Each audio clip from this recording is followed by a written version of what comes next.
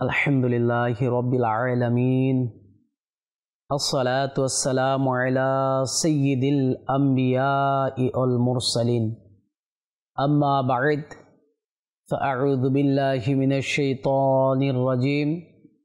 Bismillahir rahmanir rahim. As-salatu was-salamu alayka ya Rasulallah. وعلى آلك وأصحابك يا حبيب الله الصلاة والسلام عليك يا نبي الله وعلى آلك وأصحابك يا نور الله প্রিয় ইসলামী ভাইরা এবং মাদানী চ্যানেল বাংলার দর্শকবৃন্দ, আবার উপস্থিত হলাম মাদানী চ্যানেল বাংলার অনুষ্ঠান সোনালী যুগ নিয়ে। যে যেখান থেকে আমাদের এই অনুষ্ঠান দেখছেন, কাছে কিংবা দূরে, দেশে কিংবা প্রবাসে, সবাইকে জানাই আন্তরিক মোবারকবাদ ও অভিনন্দন। চলুন দুরূদ শরীফের একটি ফজিলত শ্রবণ করে নিই। আল্লাহ পাকের সর্বশেষ নবী রাসূল হাশিমি সাল্লাল্লাহু আলাইহি ওয়াসাল্লাম ইরশাদ ফরমান, যে ব্যক্তি এমন কোনো মজলিসে বসলো, এমন কোনো বৈঠকখানায় বসলো যেখানে সে না আল্লাহ পাকের জিকির করেছে আর না নবী করিম রউফুর রহিম সাল্লাল্লাহু আলাইহি ওয়াসাল্লামের উপর দুরূদ শরীফ প্রেরণ করেছে, তাহলে এই মজলিস তার জন্য কিয়ামতের দিন অনুশোচনার কারণ হবে। আল্লাহ পাক চাইলে ক্ষমা করে দিতে পারেন, আল্লাহ পাক যদি চান তাহলে আযাব দিবেন। ইসলামী ভাইরা, আমরা প্রতিনিয়ত অসংখ্য মজলিস অথবা বৈঠকে বসি, যে বৈঠকখানাতে আল্লাহ তাআলার জিকির এবং রাসূল সাল্লাল্লাহু আলাইহি ওয়াসাল্লামের উপর দুরূদ শরীফ পাঠ করার সৌভাগ্য অর্জন করা তো অনেক পরের বিষয়। যে মজলিসগুলোতে শুধুমাত্র বেহায়াপনা, গীবত, মিথ্যা, পরনিন্দা আর চুগলখড়ি হয়ে থাকে, নিশ্চয়ই এই মজলিসগুলো কিয়ামতের দিন অনুশোচনা এবং আযাবের কারণ হবে।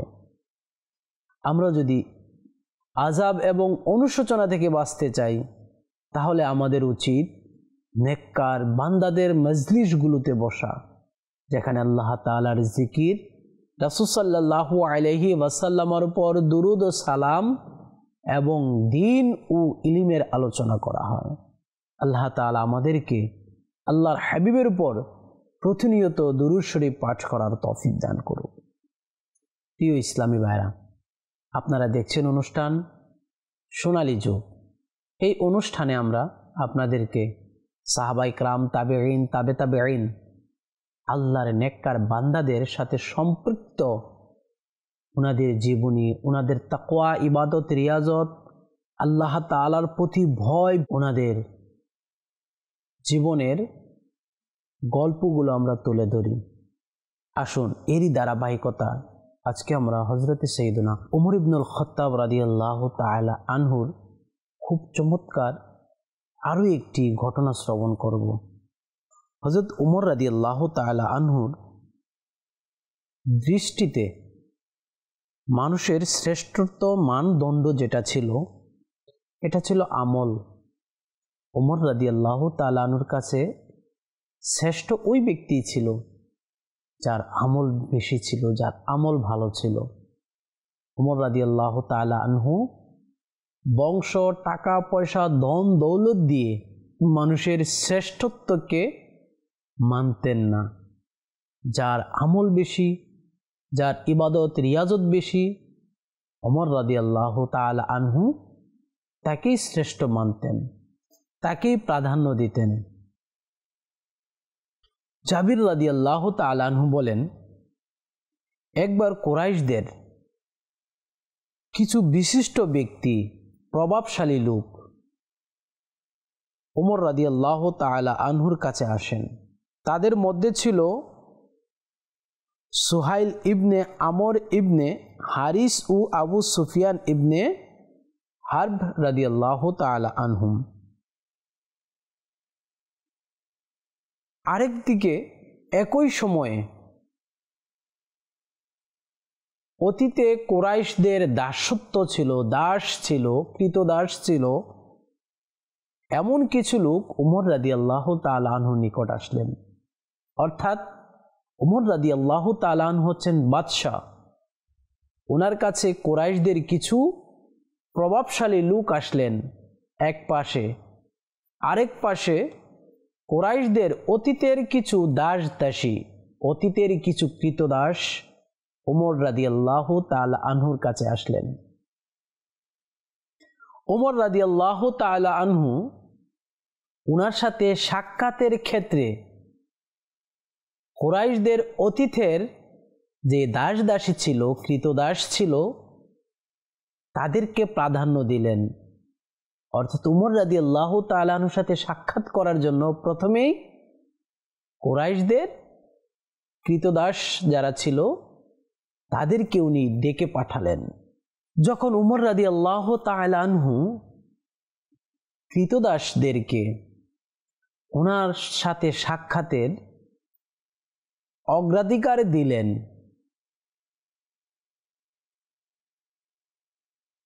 তখন মক্কার কুরাইশদের বড় বড় ব্যক্তিবর্গগুলো, মক্কার বড় বড় কুরাইশদের বড় বড় ধনাঢ্য ব্যক্তিগুলো বলতে লাগলো, উমর রাদিয়াল্লাহু তাআলা আনহু কাজটি ঠিক করেননি। উমর রাদিয়াল্লাহু তাআলা আনহু কেন আগে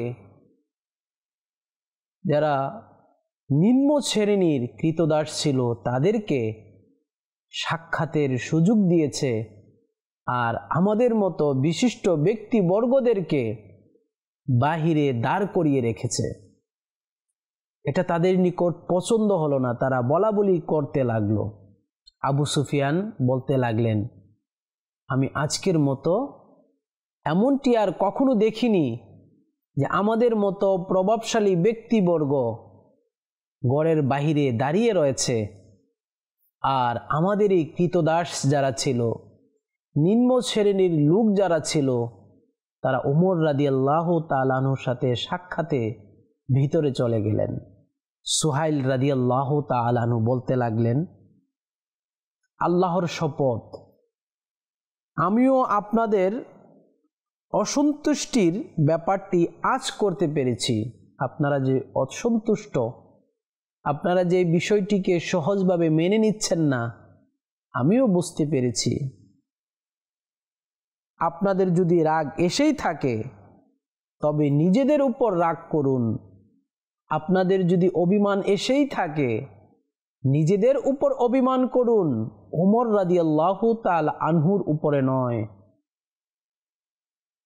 কারণ তাদের যখন ইসলামের দিকে আহ্বান করা হয়েছিল তখন তারা আপনাদের আগেই ইসলাম ধর্ম গ্রহণ করেছিল। তাদেরকে যখন ইসলামের প্রতি আহ্বান করা হয়েছিল তখন তারা ইসলামের প্রতি আপনাদের আগেই অগ্রগামী ছিল। আপনারা ইসলাম ধর্ম গ্রহণ তখনও করেননি, কিন্তু তারা ইসলাম ধর্ম গ্রহণ করে নিয়েছে। সুবহানাল্লাহ, সুবহানাল্লাহ। আপনারা বিলম্ব করেছেন, কিন্তু কুরাইশদের এই কৃতদাসগুলো ইসলাম গ্রহণ করতে, আল্লাহ তাআলার উপর ঈমান আনতে, রাসূল সাল্লাল্লাহু আলাইহি ওয়াসাল্লামের উপর ঈমান আনতে বিলম্ব করেনি। এখন বলুন, কিয়ামতের দিন কি করবেন? যখন প্রথমে তাদেরকে ডাকা হবে আর আপনারা থাকবেন তাদের পিছনে। কিয়ামতের দিন যখন তারা আপনাদের সামনে থাকবে, আপনারা তাদের পিছনে থাকবেন, তখন কি করবেন? এরপর সুহাইল ইবনে আমর রাদিয়াল্লাহু তাআলা আনহু নিজ কাপড় ঝাড়লেন এবং সেখানে তাশরিফ নিয়ে গেলেন। হাসান রাদিয়াল্লাহু তাআলা আনহু বলেন, আল্লাহর শপথ, সুহাইল ইবনে আমর রাদিয়াল্লাহু তাআলা আনহু সম্পূর্ণ সত্য কথা বলেছেন। আল্লাহ তাআলা কখনো নিজ আনুগত্যে অগ্রগামী বান্দাদের তাদের মতো করেন না যারা তার আনুগত্যে অলসতা প্রদর্শন করে থাকেন। আল্লাহু আকবার, সুবহানাল্লাহ, সুবহানাল্লাহ। আল্লাহ তাআলার প্রতি যারা অগ্রগামী আর যারা অগ্রগামী নয় তাদের মর্যাদা সমান নয়। যারা প্রথমে ইসলাম ধর্ম গ্রহণ করেছেন আর যারা পরে করেছেন তাদেরও মর্যাদা সমান নয়, যদিও বা তারা কৃতদাস হোক, দাসদাসী হোক। কেননা তারা আল্লাহ তাআলার রহমতের দিকে, আল্লাহ তাআলার একাত্মবাদের দিকে, আল্লাহ তাআলার ইবাদত রিয়াজতের দিকে অন্যদের চেয়েও অগ্রগামী ছিলেন যারা তাদের পরে ইসলাম ধর্ম গ্রহণ করেছেন, মুসলমান হয়েছেন। আল্লাহু আকবার, আল্লাহু আকবার। প্রিয় ইসলামী ভাইরা এবং মাদানী চ্যানেল বাংলার দর্শকবৃন্দু, আপনারা শুনলেন তো ওমর রাদিয়াল্লাহু তাআলা আনহুর ন্যায় পরায়ণতা।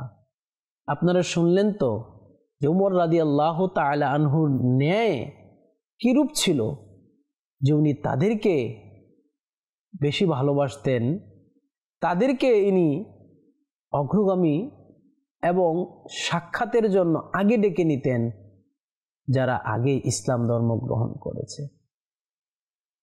উমর রাদিয়াল্লাহু তাআলা আনহুর নিকট বান্দার আমলের মাধ্যমে মর্যাদা পেয়ে থাকে, না বংশ এবং রাজত্বের কারণে, টাকা পয়সার কারণে। আমরা যদি বর্তমান সময়ে দেখি তাহলে আমাদের এই আল্লাহর ওলিদের এবং সাহাবায়ে কিরামদের যে আদর্শ, এই আদর্শের পুরোটাই ব্যতিক্রম আমাদের সমাজে, আমাদের দেশে। আমাদের বাড়িতে কেউ যদি আসে, ভিক্ষুক যদি আসে, গরিব হতদরিদ্র যদি কেউ আসে, আমরা তো সাক্ষাৎ করার ক্ষেত্রে, সাক্ষাৎ দেওয়া তো দূরের কথা, আমরা তাদেরকে বাড়ির ভিতরে, ঘরের ভিতরে প্রবেশ করতে পর্যন্ত দেই না। আর যদি কোনো ধনাঢ্য ব্যক্তি আসে, বড়লোক ব্যক্তি আসে, তাহলে তাকে আমরা বাহির থেকে সসম্মানে ঘরে নিয়ে যাই এবং ভালো এবং সম্মানজনক স্থানে বসতে দেই। আমরা বিবেচনা করি তার টাকা এবং তার সম্পদ দিয়ে।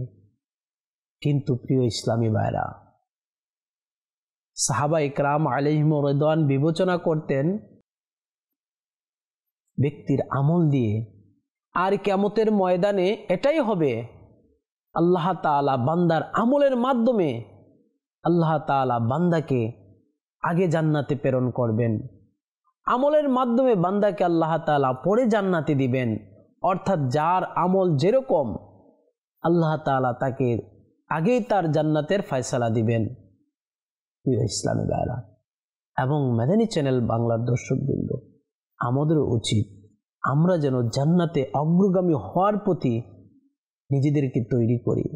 আমরা যেন জান্নাতে অগ্রগামী হওয়ার জন্য আমাদের আমলগুলোকে আমরা বৃদ্ধি করে দেই। আল্লাহ তাআলা আমাদেরকে বেশি থেকে বেশি আমল করার তৌফিক দান করুক। প্রিয় ইসলামী ভাইরা, আসুন আমরা সোনালী যুগের আরেকটি গল্প শ্রবণ করে নিই। জি হ্যাঁ, মুহাম্মদ ইবনে কাব বলেন, একবার আবু দারদা রাদিয়াল্লাহু তাআলা আনহুর গৃহের মধ্যে কিছু মেহমান এলেন। সময়টি ছিল খুবই শীতের সময়। তিনি গরম খাবার মেহমানদেরকে দিলেন। মেহমানগণ গরম খাবার খেলেন, কিন্তু গরম বিছানা ছিল না, গরম বিছানা দেননি। মেহমানদের মধ্য থেকে একজন তার সঙ্গীদেরকে বললেন, তিনি আমাদেরকে গরম খাবার তো দিলেন, কিন্তু শীত নিবারণের জন্য গরম কাপড় তো দেননি, বিছানা তো দেননি। এভাবে থাকা যাবে না, তার কাছে চাইতে হবে। অন্য একজন বললেন, বাদ দাও। কিন্তু এক ব্যক্তি কারো কথা না শুনে সোজা বাড়ির ভিতরে ঢুকে গেলেন, যেখানে আবু দারদা রাদিয়াল্লাহু তাআলা আনহু এবং তার সম্মানিতা স্ত্রীও বসা ছিলেন। কিন্তু তাদের গায়েও তেমন গরম কোনো কাপড় ছিল না। লোকটি ফিরে গেল। পরে সে আবু দারদা রাদিয়াল্লাহু তাআলা আনহুর কাছে জিজ্ঞেস করলেন, আপনি আমাদের মতোই শীতের বস্ত্র ছাড়া রাত কাটালেন কেন? জবাব দিলেন আবু দারদা রাদিয়াল্লাহু তাআলা আনহু, আল্লাহু আকবার, কি সুন্দর চমৎকার জবাব দিলেন। আল্লাহু আকবার।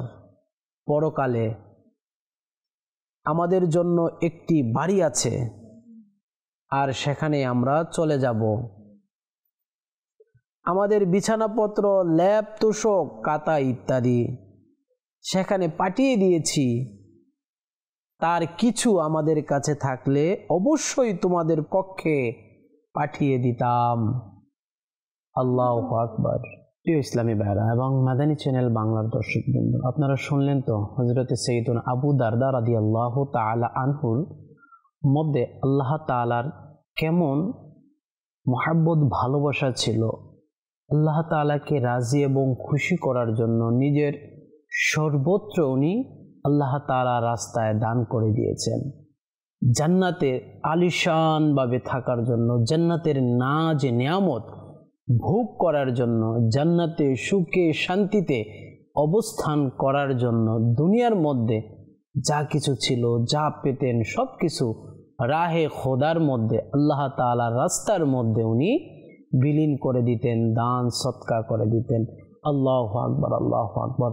আল্লাহ রাসূল সাল্লাল্লাহু আলাইহি ওয়াসাল্লামের সাহাবী হযরতে সাইয়্যিদুনা আবু দারদা রাদিয়াল্লাহু তাআলা আনহুর চিন্তাধারার প্রতি কুরবান।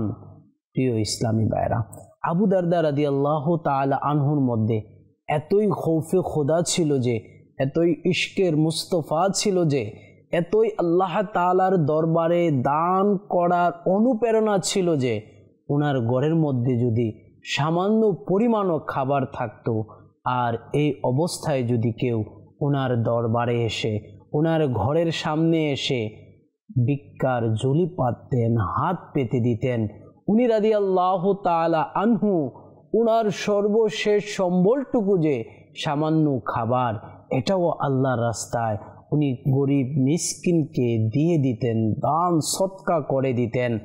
আবু দারদা রাদিয়াল্লাহু তাআলা আনহু সব সময় অভাব অনটনে থাকাটাকে পছন্দ করতেন। আবু দারদা রাদিয়াল্লাহু তাআলা আনহু সব সময় গরিবের অবস্থায়, গরিবী হালতে থাকাটাকে ভালোবাসতেন। ধন সম্পদ ইত্যাদি থেকে উনি বিমুখ ছিলেন। আল্লাহু আকবার, আল্লাহু আকবার। জি হ্যাঁ, আরও একটি ঘটনা শ্রবণ করুন। এই ঘটনার মাধ্যমে আপনারা জানতে পারবেন যে আবু দারদা রাদিয়াল্লাহু তাআলা আনহু কিরকম দুনিয়ার সম্পদ বিমুখ ছিলেন, দুনিয়ার মাল দৌলত বিমুখ ছিলেন। উনি সব সময় দুনিয়ার মাল দৌলত থেকে দূরে থাকতে ভালোবাসতেন। আল্লাহু আকবার। সাবেত রহমতুল্লাহি তাআলা আলাইহি বর্ণনা করেন, একবার ইয়াজিদ ইবনে মুআবিয়া আবু দারদার মেয়েকে বিয়ে করার জন্য প্রস্তাব পাঠালেন। আবু দারদা রাদিয়াল্লাহু তাআলা আনহু এই প্রস্তাবকে ফিরিয়ে দিলেন, প্রস্তাবকে প্রত্যাখ্যান করলেন, গ্রহণ করলেন না। পরে এক অতি সাধারণ দিনদার গরিব মুসলমানের সাথে আবু দারদা রাদিয়াল্লাহু তাআলা আনহু তার মেয়ে দারদা রাদিয়াল্লাহু তাআলা আনহাকে বিয়ে দেন। তখন লোক বলা বলি করতে লাগলো, আবু দারদা ইয়াজিদের সাথে নিজের মেয়েকে বিয়ে দিলেন না, অথচ তার থেকে অনেক নিচু স্তরের একজন সাধারণ মুসলমানের সাথে নিজের মেয়েকে বিয়ে দিলেন। একথা আবু দারদা রাদিয়াল্লাহু তাআলা আনহুর কানে যখন গেল, আবু দারদা রাদিয়াল্লাহু তাআলা আনহু যখন এই কথা শুনতে পারলেন যে লোক বলা বলি করছে, আবু দারদা তার মেয়েকে গরিব মুসলমানের নিকট, ইমানদারের নিকট বিবাহ দিয়েছে। তখন আবু দারদা রাদিয়াল্লাহু তাআলা আনহু বলতে লাগলেন, আমি তো আমার মেয়ে দারদার চিন্তা করছি। যখন দারদার মাথার উপরে চাকর বাকর চাকরানি দাঁড়িয়ে থাকবে এবং ঘরের বিপুল পরিমাণের ধন সম্পদ নজর পড়বে, তখন তার দিনের কি অবস্থা হবে? আল্লাহু আকবার, আল্লাহু আকবার। আমার মেয়ে দারদার দিনের কি অবস্থা হবে যখন তার সামনে প্রচুর পরিমাণের অর্থ সম্পদ দাস দাসী থাকবে? আল্লাহু আকবার। প্রিয় ইসলামী ভাইরা এবং মাদানী চ্যানেল বাংলার দর্শকবৃন্দু, আপনারা শুনলেন তো আবু দারদা রাদিয়াল্লাহু তাআলা আনহুর মধ্যে কেমন দুনিয়া বিমুখতা ছিল।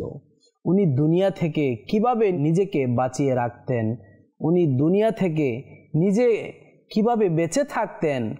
উনি ধন সম্পদ, টাকা পয়সা ইত্যাদিকে পছন্দ করতেন না, কেননা এগুলো আল্লাহ তাআলাকে ভুলে যাওয়ার মাধ্যম, আল্লাহ তাআলার ইবাদত থেকে দূরে থাকার একটি কারণ, আল্লাহ তাআলার দিন থেকে গাফিল হওয়ার একটা মাধ্যম। এজন্য আবু দারদা রাদিয়াল্লাহু তাআলা আনহু সবসময় নিজেও গরিবের অবস্থা অবলম্বন করে নিতেন এবং নিজের মেয়ে দারদা রাদিয়াল্লাহু তাআলা আনহাকেও অনেক গরিব হতদরিদ্র দিনদার ছেলের নিকট বিবাহ দিয়েছেন।